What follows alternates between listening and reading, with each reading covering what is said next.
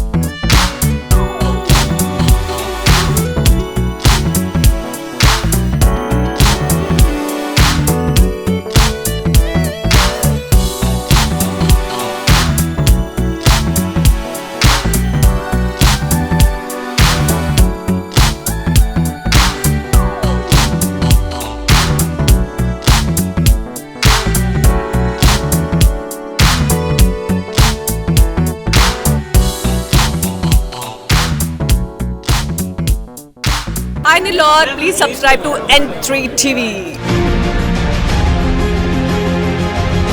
JEE main 2025 session 1లో Narayana wild fire 300కు 300 మార్కులతో పాటు 5 నారాయణ విద్యార్థులకి 100% దేశవ్యాప్తంగా 14 మంది 100% సాధించగా వారిలో 5 నారాయణ విద్యార్థులే.